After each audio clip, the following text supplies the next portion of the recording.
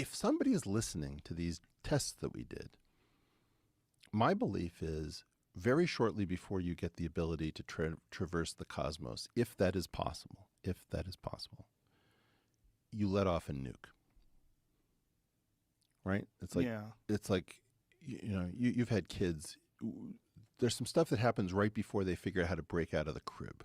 That's part of UFO folklore, I know. too. Fat Man and Little Boy. That's a big part of UFO, that once they dropped those, that's when all the UFOs started appearing. So the question is, the analogy I give, so I talked to Avi about the following thing. I am a fan of something I call the doubly scientific method. The usual scientific method makes a hidden assumption that it never voices, which is if we're going to study orcas, we assume that we are smarter than orcas. Or if we're going to study cephalopods, right, like an octopus, we think we're smarter. And what do? We disguise ourselves. We create artificial environments. We do all sorts of crazy things based on the fact that we're smarter than what we study, from everything from rocks to orcas. The doubly scientific method says, okay, assume that you're studying a rat in a maze, but you yourself are the rat in somebody else's maze. Now you have to look up the intelligence scale, not just down. And in the doubly scientific method, you have to assume that whatever is studying you is hiding from you the way you are hiding from your subjects.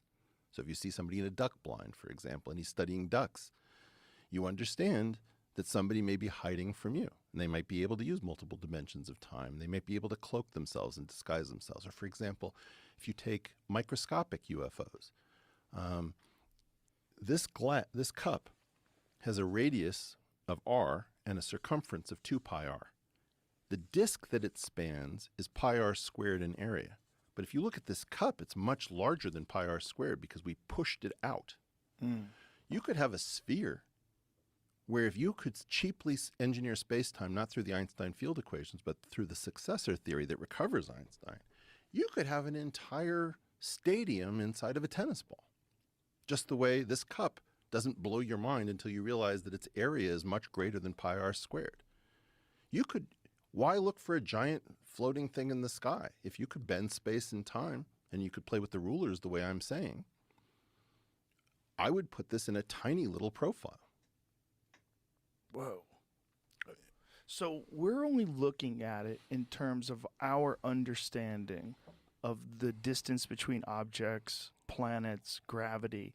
We're looking at that. All that stuff where if it didn't exist, if somehow or another we lived in some contained environment and we had no concept of space whatsoever, and then we gained access to it, we would be unbelievably overwhelmed. If you lived in some sort of underground facility your entire life, love this, and then one day you got a chance to go outside and see the Keck Observatory in Hawaii in a clear night with no moon, you would be overwhelmed. You wouldn't be able to believe that the world was as big as it really was, or that the universe was as big as it was. Yeah, it's an impedance mismatch. If you watch meteor showers the way my family does,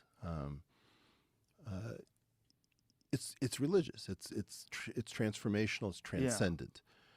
Yeah. The problem, as you know, from the default mode network, right, is that mostly what your brain is doing is not communicating information, but screening. So we're talking about tapping in to a picture of the world that we are not, our brain is not prepared for the idea that time is multidimensional. That was the whole point of giving Lex another watch.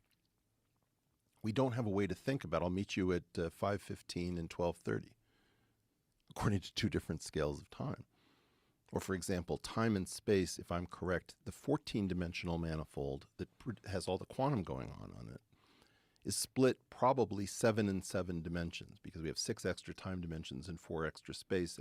Add 6 to 1 and 3 to 4 and you get 7. So space and time are interchangeable. There's a duality between them. If we have a future, it means we can leave not the planet but the solar system. We can explore, the cosmos are traversable. If we can leave, anything else can visit.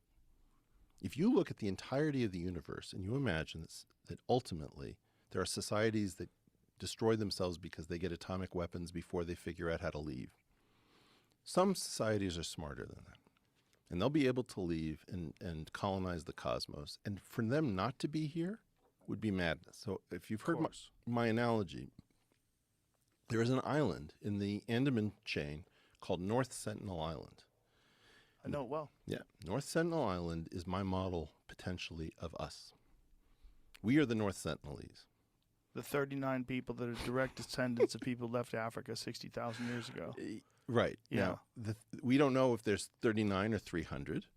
They kill everybody who lands there, essentially. Yeah. There's a story that we actually buggered them. An English person buggered them, which is why they don't want anyone landing. Yeah.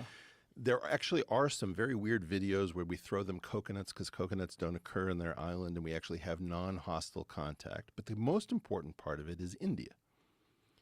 They do not know that they are claimed by something called India.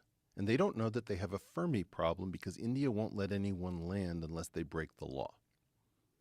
So the great filter of North Sentinel Island is a model for why don't we see anybody? Why aren't we clear? Does India exist at some sort of UFO level? Now, this is the doubly scientific method. You can laugh at it, but then would you laugh at the North Sentinelese who are smart enough to say, I wonder if there's another society that's screening everybody from landing here? Now, what happens on North Sentinel Island if you're watching it and all these people with loincloths or no loincloths and spears and arrows and stupid stuff, suddenly you start hearing radio signals coming out of North Sentinel Island. You're like, what? Then you see a little mushroom cloud in the northeast of the island. Then you see little boats that start exploring around that seem to be propelled internally. And you're like, are they burning the leaves? Have they invented internal combustion? Some point with the mushroom cloud, India says enough is enough. We cannot afford to let the North Sentinelese be treated as some sort of backwards people who don't have anything developed that scares us. That's a mushroom cloud, man. That's time to go in. I see. Right? So my claim is that you're not used to the doubly scientific method because there's been no reason to have a doubly scientific method. Do you believe that the orcas are smarter? Well, possibly. There aren't that many species that are really smarter than us. Look at all the shit we do. There aren't many that are dumber than us either. But not my point.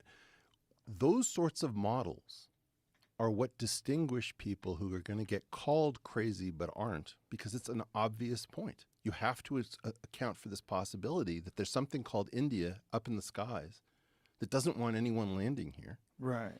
Who's monitoring what's going on, and they're not going to be infinitely patient if they exist.